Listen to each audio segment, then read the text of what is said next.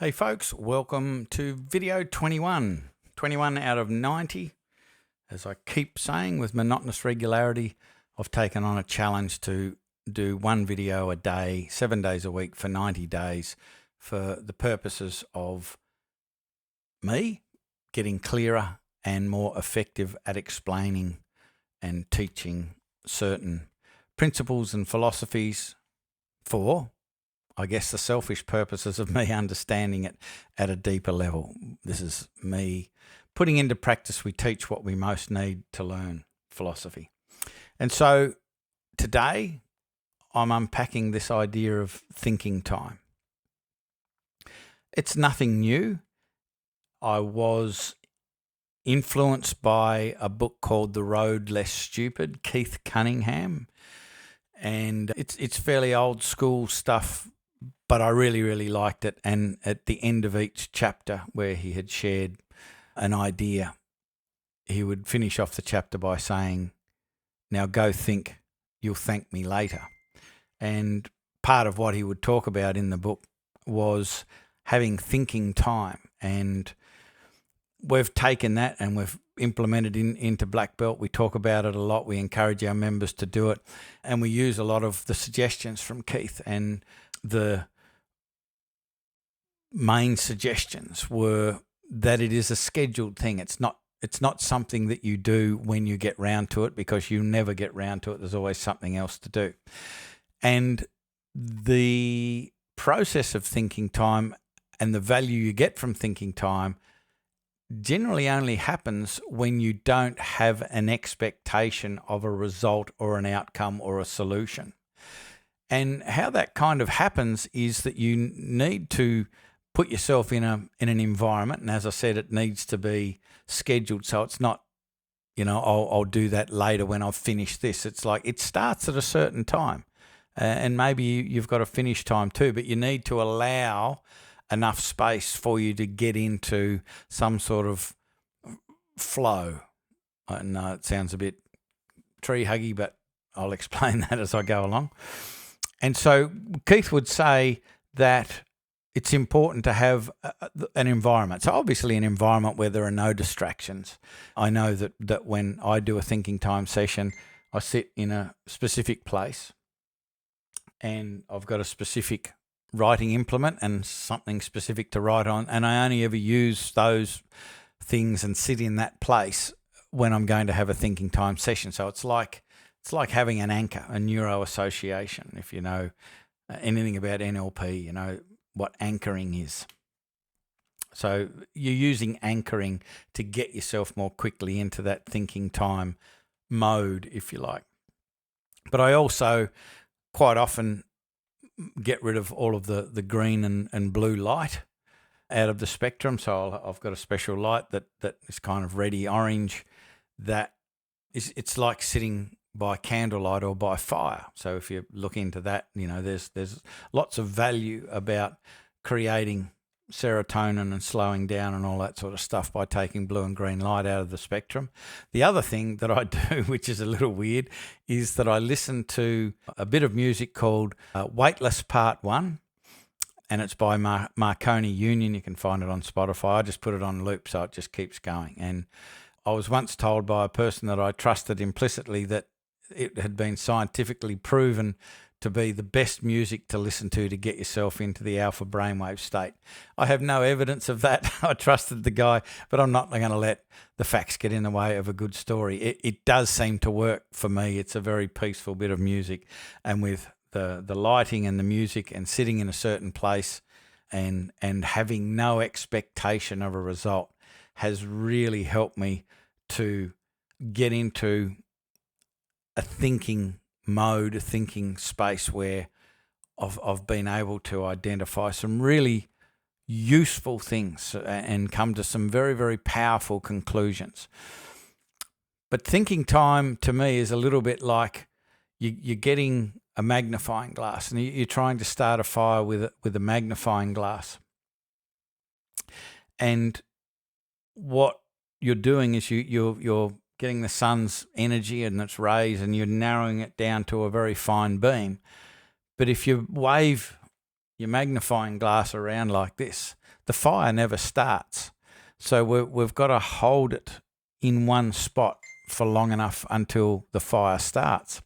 And so that's a very important thing to consider when you're doing a thinking time session, is that you've got to wait until the fire starts.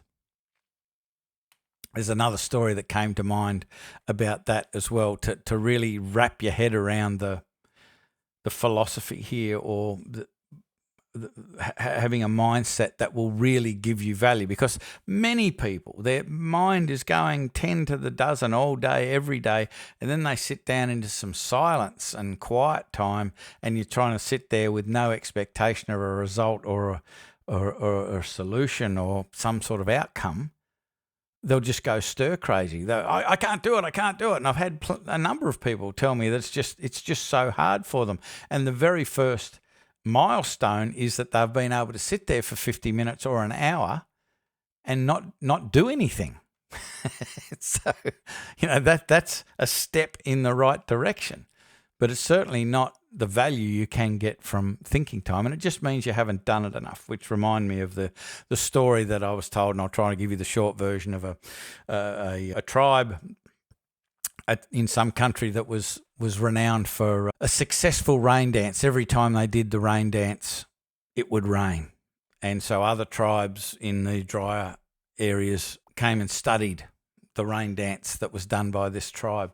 And so they would go away and they would perform the rain dance, and many of them, they didn't get the result. So they came back and watched again and made notes and went back and tried it again.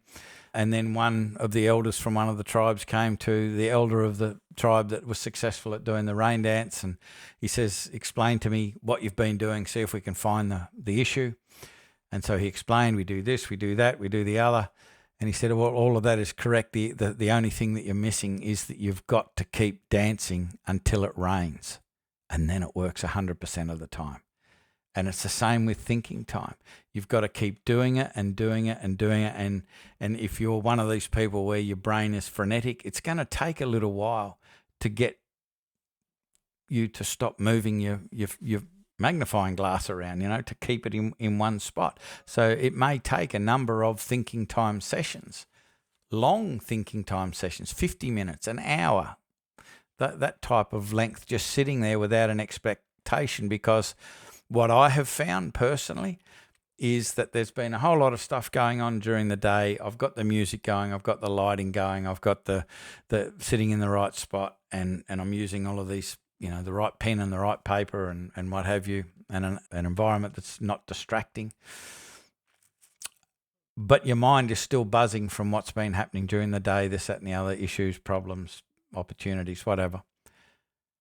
And I've found that it's not until like quite late in my thinking time session that something happens, like the freneticism calms down, and I start to think about something and can think about it from a different perspective, or start to look at things differently. And it's amazing that things come to you that don't come to you when your brain is frenetic. And so you really do need to keep doing these thinking time sessions until it rains, so to speak. But when it does, you will understand. And I think that if you commit to it and keep going until it rains, until you get to that point where you go, wow, that was amazing. I felt calm and I felt clear, and I came up with these concepts, or was able to, things click together, and I understood it with clarity like I never have before. When that happens, you will want to do it more often.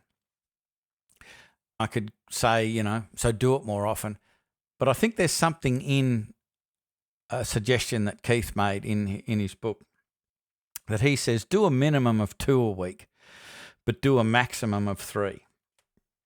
And I think there might be something in that, because if you're doing it every day, there's a chance that you'll just start phoning it in and painting by numbers. But if you do it and you really gain a lot of benefit from it, and then you restrict your access to it, if you like. I'd love to do that again, but you don't. you schedule it in another 2 or 3 days' time, and scheduling it is important, as I said, I think that you will approach your thinking time sessions with a very different energy. You'll really treat them with reverence and see them as the valuable opportunity that they genuinely present. So I hope that makes sense. If it does make sense, I'd love to hear what you thought about it, particularly if you've done any of the stuff that we've been talking about, I've been talking about in these videos. Reach out to me through LinkedIn. Let's have a conversation. Let me hear what you've thought about any of the content in these videos. Agree, disagree, I don't mind. Let's get into a conversation about it and see where it takes us. That was video 21. I'll be back with video 22 out of 90 tomorrow. See you there. Bye for now.